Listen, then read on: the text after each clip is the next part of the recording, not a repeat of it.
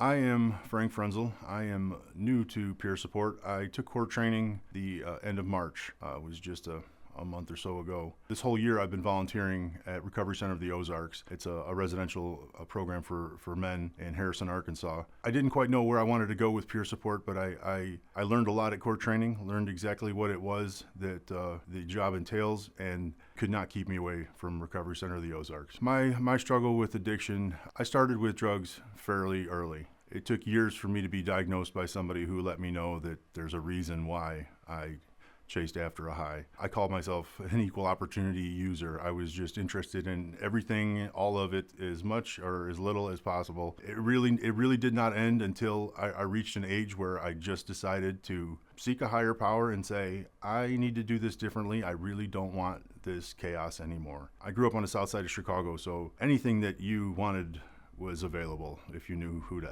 ask. I've been living in rural Arkansas now, 2006. I moved here from Miami, where I stayed for 6 years. So I've been all over the place, and this is a unique area. I noticed it quite early on. I had never seen methamphetamine before I moved to Arkansas, but that quickly changed. And I find that it seems to me there's a higher percentage of people who are in that life in these rural areas as opposed to the city. They exist in the city, but it's not as dense as it is here. It really is an epidemic. Struggles in rural areas as far as services available. There's a large part of the population that stigmatizes substance use or mental health struggles. That stigma keeps people from opening up, keeps people from mentioning to their doctor or whoever it is that they might see on a fairly regular basis. It keeps them from opening up and letting them know that they might have a problem. More likely than not, somebody's trying to hide it. They avoid emergency rooms, no matter how bad they might have been hurt. I've seen some really crazy stuff since I've been here in Arkansas. And frankly, it's a stigma that I've learned in core training is a big part of what we are going to do as peers. It's breaking down the old language that makes people feel isolated, that makes them feel not worthy of help. And it really does put a lot of paranoia in people about speaking to anybody in a position of authority, a therapist, or even,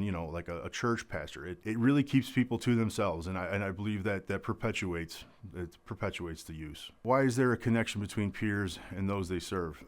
That's an easy one to answer. I want to affect as much positive change in my local community as possible. Now that I'm on this road to recovery, which is a lifelong journey, I see that life is so much better. By being in the area that I've been in, I've got to know people far and wide within several counties each direction. And it's already happened, and I've been in this a short while, where people who know me, have known me, see me, and they think, whoa, I know what they're thinking. They don't all say it, but they say in their head, if this guy can do it, I can do it. And there's no greater joy than seeing these people come out of what you knew they used to live in and walk towards goals, and actually you see them accomplish them. I mean, I attended a graduation for a fellow who got his GED, and the first conversation we ever had was, I'm terrible at math, I'm never going to take my GED test. And now he just enrolled in college a week ago.